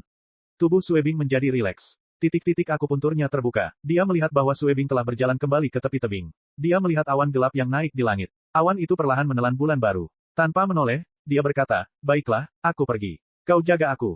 Kemana kamu pergi? Siapa yang akan menjagamu? Aku tidak pernah setuju untuk berdagang. Aku sudah melupakan semua yang kau katakan. Sikapnya yang memaksa dan sombong seperti ini membuatnya marah. Namun, ketika mendengar bahwa dia akan pergi, dia merasa sedikit enggan. Aku tahu kamu ingat, adapun kemana harus pergi. Raja pahlawan ini tentu saja ingin menjadi pahlawan. Pada saat yang sama, aku akan melihat 8 wanita cantik lainnya. Kau pergi sendiri. Sue Bing mengerti. 8 wanita cantik itu mewakili 5 sekte utama dan 3 klan utama. Jika dia pergi, dia mungkin akan menjadi musuh seluruh dunia persilatan. 2 orang. Hei, jangan selalu mengabaikan Xiao Ming. Xiao Ming sangat penting. Li Qingshan mengangkat Luo Hou Xiao Ming dan mengguncangnya dengan kuat. Luo Hou Xiao Ming menyipitkan matanya. Tubuhnya memancarkan gelombang niat membunuh. Jika hal ini terus berlanjut, semangat juangnya akan pulih sebelum teratai merah mekar. Pahlawan raja, ada banyak sekali orang aneh di dunia ini. Mereka semua punya cara licik. Bahkan jika kamu punya ilmu bela diri yang tak tertandingi, kamu mungkin tidak akan bisa lolos tanpa cedera. Apakah kamu khawatir padaku? Tentu saja tidak. Aku khawatir kau akan membuat sekte Gunung Salju menjadi bahan tertawaan dunia. Jadi, aku harap kau bisa mengalahkan semua sekte dan klan. Haha, terima kasih atas kata-kata baikmu. Li Qingshan tiba-tiba mengerutkan kening dan berkata dengan sedih, ngomong-ngomong, bukankah ada biarawati kecil yang lucu di kuil Pudu? Dia harus melihat bintang iblis yang ditekan oleh kuil Pudu. Mengekstraksi kekuatan spiritual darinya mungkin membantunya memulihkan banyak kekuatan. Tentu saja tidak, Sue Bing berkata dengan tidak sabar. Li Qingshan bertepuk tangan. Ya, mereka tidak punya. Aku akan memberi mereka 1. Lalu kita akan punya 10 wanita tercantik di dunia lagi. Apa kau serius? Sue Bing membelalakan matanya mendengar, ide bagus, yang aneh itu. Dia merasa marah dan lucu di saat yang bersamaan. Ya, kau yang pertama. Li Qingshan menyeringai dan melompat dari tebing. Tidak, Sue Bing berlari ke tepi tebing dan berteriak. Dia hanya mendapat tawa kecil sebagai tanggapan. Dia melihat sosoknya menghilang ke dalam kegelapan. Pengalaman setengah hari yang singkat ini bagaikan mimpi. Ada rasa takut, sedih, benci, terkejut, bersyukur, dan kagum. Pada akhirnya, itu seperti lelucon. Tidak ada pria yang pernah menyentuh hatinya seperti ini. Saya harap kamu bisa kembali dengan selamat. PS, saya minum sedikit kemarin dan merasa sedikit emosional. Tetapi saya juga tahu bahwa pasti ada banyak pendapat. Mereka pikir Anda sangat lambat, tetapi Anda punya nyali untuk mengomel di sini. Anda tidak tahu malu untuk meminta suara bulanan. Saya paham bahwa semakin dalam cinta, semakin besar pula tanggung jawabnya. Saya selalu merasa bersalah. Bahkan jika saya berusaha sebaik mungkin, saya tetap tidak bisa melakukannya. Saya bahkan tidak punya kepercayaan diri untuk mengatakan, saya menulis dengan lambat karena saya menulis dengan baik. Chapter 1208. Li Qingshan menuruni gunung bersalju dan berlari ke selatan. Pada saat ini, manfaat dari dunia Saku menjadi jelas. Mengandalkan kekuatan bumi yang tak terbatas, ia berlari ratusan mil dalam semalam dan tiba di alam tengah saat fajar. Jika bukan karena badai petir, ia akan berlari lebih cepat lagi. Cuacanya jelas jauh lebih panas. Matahari merah terbit dari timur dan segera berubah menjadi siang hari, memancarkan cahaya yang membakar bumi. Li Qingshan akhirnya berhenti. Ia tidak merasa lelah, tetapi perutnya keroncongan. Ia menemukan jalan utama dan berjalan untuk melihat apakah ia bisa menemukan tembok kota di sepanjang jalan untuk makan besar. Pada saat yang sama, dia serius memikirkan rencana besarnya. Tidak ada keluarga bangsawan di alam tengah, hanya banyak geng dan sekte. Di antara mereka, ada 3 sekte besar, Kuil Pudu, Kuil Kekosongan Misterius, dan Sekte Angin Ilahi. Ada juga kota kura-kura hitam yang terkenal di dunia, yang merupakan tempat serikat bela diri berada. Kuil Void Mendalam dan Sekte Angin Ilahi masing-masing memiliki 1 dari 10 keindahan dunia, tetapi target pertama Li Qingshan adalah Kuil Pudu. Tidak peduli bagaimana dia ingin bermain, dia harus meningkatkan kekuatannya terlebih dahulu sebelum dia bisa bermain sepuasnya. Dia harus mendapatkan bintang Daemon. Namun, ada masalah. Tidak ada wanita cantik di Kuil Pudu. Awalnya ini hanya candaan. Jika dia hanya seorang cabul, tidak perlu memaksa seorang wanita cantik masuk ke kuil biksu. Namun, kepribadiannya dipengaruhi oleh si kera iblis. Semakin dia bercanda, semakin serius dia jadinya. Dia menyingkirkan masalah serius tentang menaklukkan dunia ke belakang pikirannya, membiarkan Gu Yanying yang memikirkannya. Namun, dia tidak mengenal dunia ini. Di mana dia bisa menemukan wanita cantik. Dia tidak bisa begitu saja menemukan wanita sembarangan. Dia harus berkualifikasi, belum lagi penampilannya. Seni bela dirinya tidak boleh terlalu lemah. Akan lebih baik jika dia memiliki reputasi dan pengakuan sosial tertentu. Namun, dia tidak memikirkannya. Siapa yang akan mengenali 10 wanita cantik dari kuil biksu? Namun, ketika dia memikirkan tentang ekspresi para pendeta itu, dia menganggapnya sangat menarik dan tidak dapat menahan tawa terbahak-bahak. Daripada dipengaruhi oleh si kera iblis, lebih baik dikatakan bahwa sifatnya terstimulasi. Siapa yang ada di belakangmu? Saat dia memikirkannya, terdengar suara teriakan dari depan. Sekelompok penjaga berhenti di tengah debu, menatap Li Qingshan dengan waspada saat dia melangkah mendekat. Mata Li Qingshan berbinar. Dia tidak akrab dengan dunia ini. Tetapi selalu ada seseorang yang dikenalnya, jadi dia harus bertanya. Seorang lelaki berjanggut penuh menunggang kudanya ke depan dan berpikir dalam hati, kecepatannya mencengangkan, dia pasti seorang master Xiantian. Pendatang baru itu jelas bukan orang biasa. Kita harus berhati-hati. Dia menangkupkan kedua tangannya dan berkata, saya Hou Zhen dari agensi pendamping Changfeng. Bolehkah saya tahu nama Anda? Bolehkah saya tahu mengapa Anda ada di sini? Raja Li Qingshan yang berjiwa kesatria, aku di sini untuk merampokmu, kata Li Qingshan singkat. Li Qingshan, Hou Zhen tampak seperti melihat hantu di siang bolong. Dia begitu terkejut hingga hampir terjatuh dari kudanya. Para pengawal bersenjata juga gempar. Dalam kurun waktu 3 bulan yang singkat, nama Li Qingshan telah menyebar ke seluruh dunia. Tidak ada seorang pun yang tidak mengenalnya. Bahkan banyak orang di wilayah utara yang memujinya. Di tempat lain, ia adalah Raja Iblis Pembunuh. Li Qingshan melangkah maju dan para pengawal mundur. Dia menepuk kereta dan bertanya, apa yang kalian kawal? Hanya sedikit emas dan perak. Raja yang berjiwa kesatria kaya di wilayah utara, mengapa dia tertarik pada pengawalan belaka? Hou Zhen turun dari kudanya, punggungnya bungkuk. Ekspresinya masam, seakan-akan dia telah menelan 3 kati obat pahit. Jika ini adalah orang yang tidak bernama, maka tidak akan ada orang terkenal di dunia. Izinkan saya bertanya satu hal. Jika Anda bisa menjawabnya, saya tidak akan merampok Anda lagi.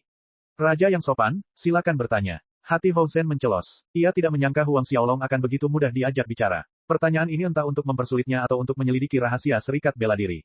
Di manakah tempat yang paling cantik di dunia? Tidak, di manakah keindahan paling luar biasa di wilayah tengah? Li Qingshan tidak ingin bertele-tele. Hah, Hou Zhen tertegun, bertanya-tanya apakah dia salah dengar. Raja Iblis Pembunuh ini mengejarnya hanya untuk menanyakan pertanyaan seperti itu. Li Qingshan mengangkat tangannya dengan tidak sabar, dan kereta itu terbang keluar, menabrak pohon besar di sisi jalan. Pohon itu terbelah menjadi 2, dan perak cemerlang berserakan di tanah. Hou Zhen gemetar, menangkupkan kedua tangannya seraya berkata, melapor kepada raja yang berjiwa kesatria, para wanita cantik di wilayah tengah secara alami berada di kota kura-kura hitam. Lalu, siapa saja wanita cantik yang terkenal di kota Black Tortoise? Ada Nona Husianer di rumah bordil bunga segudang. Dia dikenal sebagai peri yang turun dari surga, dan dia jelas merupakan salah satu dari 10 wanita tercantik di dunia. Lalu, di manakah kota penyu hitam? Mata Li Qingshan kembali berbinar. Dia tidak menyangka akan ada kandidat yang cocok. Dia benar-benar tidak berusaha sama sekali. Ikuti jalan ini dan ke selatan. Kota Black Tortoise berjarak kurang dari 500 mil. Li Qingshan pergi secepat yang ia katakan, melangkah lebar menuju kota penyu hitam. Untuk sesaat, ia bahkan lupa akan rasa laparnya. Hou Zhen mendongak dan menatapnya cukup lama. Setelah memastikan bahwa sosok itu telah menghilang di cakrawala, dia menyeka keringat di dahinya, dan mendapati bahwa dia tampak seperti baru saja dikeluarkan dari air. Seorang pengawal tua berkata, Kepala Pengawal, bukankah Ketua Aliansi Zhang sedang mengadakan konferensi seni bela diri di kota penyu hitam untuk membahas cara menghadapi fraksi dunia? Dan Husianer itu, bukankah dia telah mengumumkan kepada dunia bahwa siapapun yang dapat menyingkirkan Li Qingshan, baik muda maupun tua, biksu maupun rakyat jelata, mereka akan rela mengabdikan hidupnya kepadanya. Itulah yang ingin kulakukan untuk memancingnya ke kota penyu hitam. Saat ini, semua pahlawan dunia berkumpul di kota. Para pemimpin dari 6 sekte besar dan para penguasa dari 3 keluarga bangsawan besar semuanya ada di sana. Husianer itu juga tidak sederhana. Kudengar selama seorang pria melihat wajahnya, dia akan rela mengorbankan nyawanya demi dia. Kali ini, dia berani menuju ke selatan menuju kota penyu hitam sendirian. Dia telah masuk ke dalam perangkap. Seorang pengawal muda datang untuk memujinya. Kepala pengawal benar-benar pemberani. Kau masih bisa memikirkan hal-hal seperti itu dalam situasi yang mendesak seperti ini. Aku tidak takut semua orang menertawakanku, tapi tadi aku begitu takut sampai perut dan kakiku kram. Tidak ada yang akan menertawakannya. Baru saja, siapa yang tidak takut setengah mati? Terlebih lagi, ada rumor di dunia persilatan bahwa bahkan Ketua Aliansi Zhang harus dengan patuh melepaskan jabatannya sebagai Ketua Aliansi ketika dia melihat Li Qingshan. Di matanya, seorang pengawal mungkin bahkan tidak sebanding dengan seekor semut. Semua orang memuji dan menyanjung kepala pengawal itu sebagai sosok yang bijaksana dan perkasa. Seolah-olah mereka semua telah menjadi buta. Mereka tidak dapat melihat kaki Hou Zhen yang masih gemetar di bawah terik matahari. Segera tunggangi kudaku kembali ke agen pengawal. Gunakan merpati pos untuk memberitahu kota penyu hitam. Beritahu mereka bahwa iblis besar, Li Qingshan, akan segera tiba. Hou Zhen tahu betul bahwa pikirannya kosong saat itu. Dia tidak berani mengatakan satu kebohongan pun, jadi tidak mungkin dia bisa berpikir sebanyak itu. Mengenai apakah para pahlawan kota penyu hitam akan mampu mengalahkan Li Qingshan atau apakah Nona Husian, akan mendapat masalah besar, itu bukanlah sesuatu yang bisa ia pedulikan. Lagi pula, bukan dia yang akan mati. Di kota Black Tortoise, konvensi lingkaran seni bela diri yang mempertemukan semua pahlawan dunia telah tenggelam dalam suasana yang suram dan muram. Beberapa saat yang lalu, lelaki tua yang dikirim ke Sekte Gunung Salju untuk bertindak sebagai pelobi kembali dengan kudanya yang panjang. Dia hanya mengatakan satu hal, Sekte Gunung Salju mungkin sudah jatuh. Aku pergi, aku pasti tidak bisa menemuinya untuk ketiga kalinya, atau aku harus bergabung dengan Majelis Dunia. Chapter 1209. Di bawah cahaya lampu yang terang benderang, sebuah meja bundar besar diukir dengan kata, di tengahnya, dikelilingi oleh ukiran 12 tanda zodiak dan 12 musim. Bagian terluar diukir dengan 12 gambar, yaitu, angin puyuh, kepingan salju, Buddha, dan Pegasus. Ini adalah simbol dari 7 sekte utama dunia dan 4 keluarga besar. Kursi yang kosong itu sesuai dengan, naga, dari 12 tanda zodiak. Chen, dari 12 musim adalah untuk mengenang pemimpin pertama aliansi Wulin, Long Po Tian. Dia telah sendirian mendirikan aliansi Wulin dan membangun tatanan dunia Wulin selama ratusan tahun. Kemudian, dia menghancurkan kekosongan dan pergi, menjadi legenda. Akan tetapi, ia tidak dilahirkan dalam keluarga bangsawan atau sekte tertentu, sehingga ia dikenal dunia luar. Saat ini, orang-orang yang duduk di sini adalah para pemimpin berbagai keluarga dan sekte. Namun sekarang, ada 2 kursi kosong lagi, Pegasus dan Kepingan Salju. Kursi-kursi itu milik keluarga Ma dan sekte Gunung Salju. Sekarang semua orang tahu bahwa tidak seorang pun akan datang ke 2 kursi ini. Ada lebih banyak orang yang duduk di pinggiran. Mereka adalah para pahlawan yang telah dipanggil. Pada saat ini, mereka semua menatap Zhang Yuntian dalam diam. Aliansi Wulin telah berdiri selama ratusan tahun. Setiap kali sekte jahat membawa bencana ke dunia Wulin, aliansi Wulin akan mengadakan majelis Wulin untuk menekan mereka.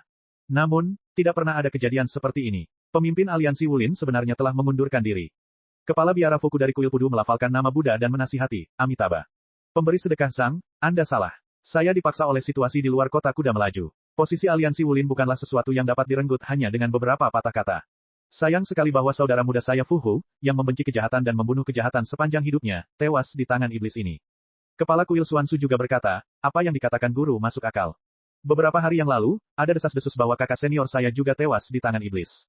Sekarang sudah dipastikan, mayatnya telah diangkut kembali dari wilayah utara, tetapi tubuhnya rusak parah. Sungguh menyedihkan melihat Li Qingshan, iblis ini, terlalu kejam dan tidak dapat ditoleransi.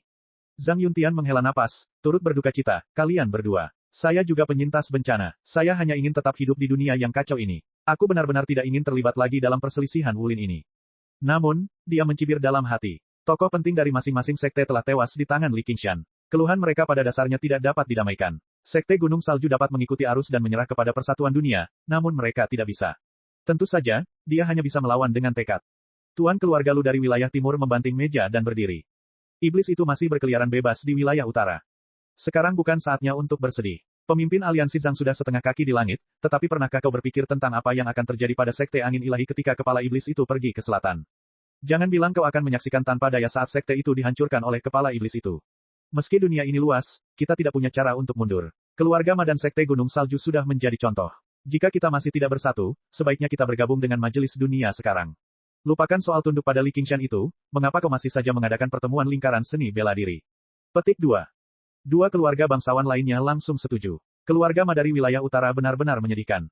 Zhang Yuntian tetap diam, tetapi dalam hatinya, dia berpikir, kalian keluarga bangsawan biasanya melakukan apapun yang kalian inginkan. Apakah Anda sekarang mengenal rasa takut?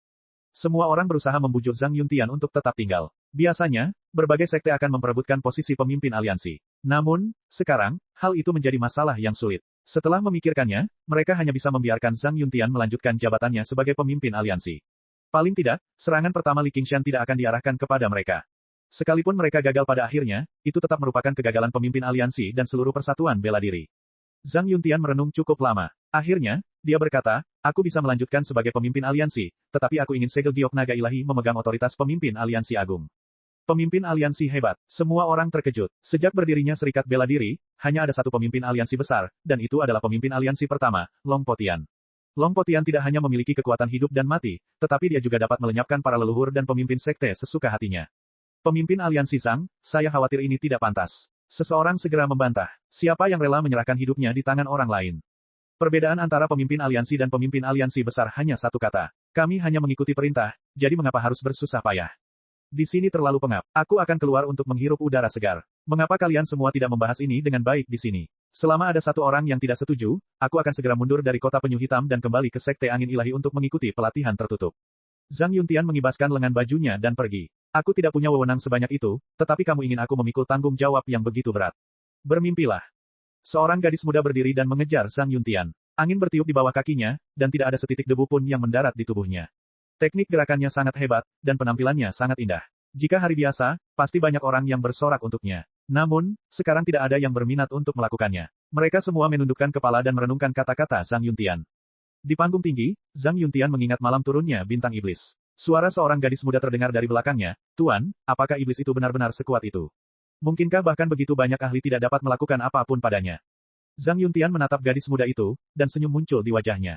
Xuan Feng, kamu tidak melihatnya, tetapi dia tidak hanya kuat. Dia membunuh Ma Xingkong di seberang sungai, dan kemudian dia membunuh biksu penakluk harimau di depan kita. Aku bahkan tidak melihat bagaimana dia menyerang. Bagaimana mungkin, Zhang Xuanfeng tidak bisa berkata apa-apa. Jika aku tidak melihatnya dengan mata kepalaku sendiri, aku tidak akan percaya.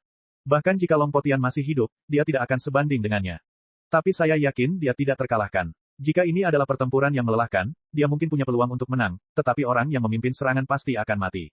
Kalau begitu, Tuan, Anda tidak boleh memimpin serangan. Wajah Zhang Xuanfeng dipenuhi kekhawatiran. Mengapa guru melakukan hal bodoh seperti itu? Zhang Yuntian mencibir. Pemimpin aliansi besar bisa memerintahkan orang lain untuk mati. Terlebih lagi, dia menemukan rahasia besar dalam segel giok naga ilahi yang ditinggalkan oleh Long Po Tian. Bukan tidak mungkin baginya untuk mengalahkan Li Qingshan. Bahkan jika dia tidak bisa menang, dia masih bisa menghancurkan kehampaan dan bangkit.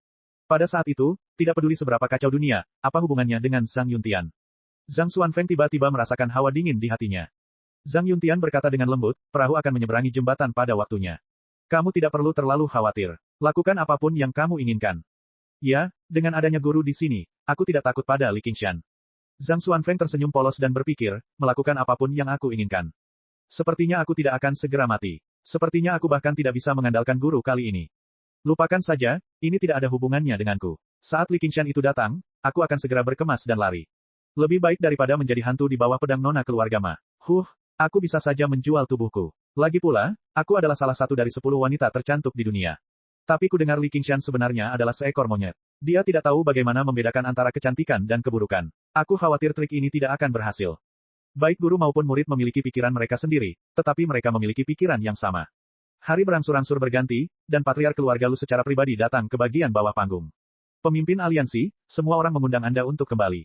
Zhang Yuntian tersenyum dan hendak melompat dari panggung ketika dia tiba-tiba berbalik. Seekor merpati abu-abu terbang dari utara. Chapter 1210. Jie, ternyata ada orang yang berani bertanya pada orang tua ini. Seorang lelaki tua berbalik, memperlihatkan gigi-gigi kuning di mulutnya dan wajah hijau yang menyeramkan. Siapa kamu? Jika kamu tidak tahu, aku akan bertanya pada orang lain. Nak, kau benar-benar tidak tahu siapa aku. Kembalilah dan persiapkan pemakamanmu. Lelaki tua itu melambaikan tangannya yang seperti ceker ayam. Jadi, dia orang gila. Astaga, ini benar-benar menyusahkanku, bahkan hanya dengan mengajukan pertanyaan. Li Qingshan mengumpat. Ada begitu banyak orang di jalan, dan salah satu dari mereka adalah orang gila. Nasibnya benar-benar buruk. Kalau saja dia tahu identitas lelaki tua ini, dia akan tahu bahwa nasibnya bukan hanya buruk, tetapi benar-benar buruk. Orang tua ini adalah Master Sekte 5 Racun, seorang ahli jalur iblis yang setenar Raja Iblis Pembantai 7 dan penari hantu. Teknik racunnya tak tertandingi di dunia persilatan, dan dia bahkan lebih terkenal karena kekejamannya. Setelah kultus 5 racun dihancurkan oleh Serikat Bela Diri, ia bersembunyi, memanfaatkan kekacauan di dunia bela diri untuk muncul kembali. Kali ini, ia menyelinap ke kota kura-kura hitam untuk melakukan sesuatu yang menggemparkan. Baru saja, dengan lambaian tangannya, dia telah meracuni Li Qingshan. Kamu berani mengutukku. Awalnya aku ingin memberimu waktu untuk mempersiapkan pemakamanmu. Matilah sekarang. Ekspresi Master Sekte 5 Racun menjadi suram, lalu dia mengaktifkan teknik racunnya. Li Qingshan merasakan telapak tangannya mati rasa, dan telapak tangannya membiru dengan cepat. Dia tahu bahwa dia telah diracuni, dan dia tidak bisa menahan amarahnya. Dia tidak memprovokasi siapapun, dan dia hanya mengajukan pertanyaan acak. Namun, dia mengalami hal seperti itu. Jika kamu mendengarkan orang tua ini dengan patuh, kamu bisa menyelamatkan hidupmu. Jika tidak, sebelum pemimpin Sekte 5 Racun dapat menyelesaikan kalimatnya, dia tiba-tiba tidak dapat bergerak. Sebuah tamparan mendarat di wajahnya, dan dia memuntahkan gigi kuning. Siapa yang menyuruhmu meracuniku? Li Qingshan menekan Master Sekte 5 Racun dan memukulinya dengan keras. Dia kemudian menyegel semua titik akupuntur utama Master Sekte 5 Racun sebelum mengangkatnya dari tanah. Di mana paviliun bunga segudang? Pemimpin Sekte 5 Racun mengulurkan tangannya yang seperti cakar ayam, gemetar saat menunjuk ke suatu arah. Kemudian dia menyipitkan matanya ke arah Li Qingshan, hatinya dipenuhi kebencian. Dia tidak menyangka bahwa setelah menjelajahi dunia begitu lama, bahkan Serikat Bela Diri tidak dapat melakukan apapun padanya, dia akan gagal total. Untungnya, pihak lain tidak mengetahui identitasnya. Nanti, saat racunnya mulai berefek, aku akan membuatmu mati dengan kematian yang mengerikan. Aduh, beraninya kau melotot padaku. Li Qingshan mengangkat tangannya dan menamparnya lagi. Kemudian, dia mengambil Master Sekte 5 Racun dan berlari dengan langkah lebar. Jika kamu berani berbohong padaku, tunggu saja dan lihat bagaimana aku akan menghadapimu. Salam, Master Aliansi Agung. Di dalam aula diskusi Serikat Bela Diri, Zhang Yuntian duduk di singgasananya, dengan ekspresi serius di wajahnya saat menerima penghormatan dari semua orang. Ia telah menjadi Master Aliansi Agung kedua dalam sejarah Serikat Bela Diri, namun suasana hatinya sedang sangat buruk. Setelah semua orang memberi penghormatan, dia mengeluarkan merpati pos dan mengumumkan, saya baru saja menerima kabar bahwa Li Qingshan telah pergi ke selatan sendirian. Dia sedang menuju langsung ke kota Black Tortoise, tidak, dia mungkin sudah ada di sini. Sebelum dia selesai berbicara, teriakan ketakutan terdengar. Ekspresi semua orang berubah. Adapun kelompok pakar bawaan yang pernah bertemu dengan Li Qingshan sebelumnya, mereka semua melihat ke arah pintu masuk utama pada saat yang sama. Melihat tidak ada tanda-tanda Li Qingshan, mereka sedikit tenang, tetapi mereka masih tampak gelisah. Apa yang harus kita lakukan? Berani sekali setan itu. Saya khawatir dia tidak perlu takut. Orang yang terampil itu berani. Cepat dan tutup gerbang kota. Kita tidak bisa membiarkannya menyelinap masuk ke kota. Zhang Yuntian menggelengkan kepalanya. Jika tembok kota dapat menghentikan Li Qingshan, apa yang perlu ditakutkan? Ini jelas kacau. Bagaimana orang-orang ini masih bisa dianggap ahli bela diri? Mereka hanyalah sekelompok orang desa yang akan menjadi pucat hanya dengan mendengar nama harimau. Master Kuil Kekosongan Misterius berkata, Master Aliansi, jika Anda begitu tenang, apakah Anda sudah punya rencana untuk menghadapi iblis ini? Sejauh yang aku tahu, targetnya bukan di sini, melainkan menara bunga Miriat di kota ini. Menara bunga segudang, ya, dia tidak ada di sini untuk kita, tapi untuk Husian R. Amitabha, seperti yang diduga, dia seorang cabul. Mendengar ini, semua orang tanpa sadar menghela napas lega. Tapi siapa tahu, dia mendengar bahwa kita sedang mengadakan konferensi persatuan bela diri di sini. Apakah dia akan datang mencari kita?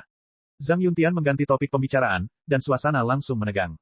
Apa yang harus kita lakukan sekarang? Ketua Aliansi, tolong beri perintah. Masalah ini menyangkut kehidupan semua orang di sini, dan saya tidak bisa mengambil keputusan sendirian. Saat ini, kita hanya punya dua pilihan. Kita harus bergegas ke Menara Myriad Flower dan melawan Li Qingshan. Hidup kita tergantung pada takdir. Atau, kita tetap di sini dan menyiapkan penyergapan, menunggu dia masuk ke dalam perangkap, kata Zhang Yuntian tanpa ekspresi. Pilihan pertama adalah bertarung dengan mempertaruhkan nyawa. Seperti kata pepatah, kau punya tongkat, aku punya tengkorak. Mereka bertaruh pada stamina Li Qingshan. Namun, meskipun mereka cukup beruntung untuk memenangkan taruhan, banyak orang di sini telah melihat kecepatan Li Qingshan saat ia terbang menyeberangi sungai. Jika ia ingin pergi, siapa yang bisa menghentikannya? Pada akhirnya, bahkan jika mereka mati, kemungkinan besar mereka akan mati sia-sia.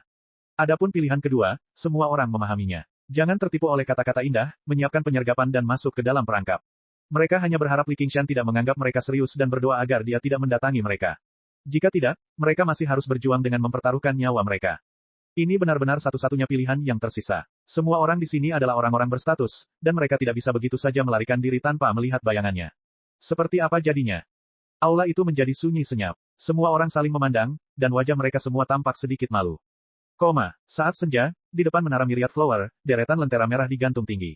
Aroma anggur dan makanan yang bercampur dengan aroma kosmetik menyerbu lubang hidung mereka.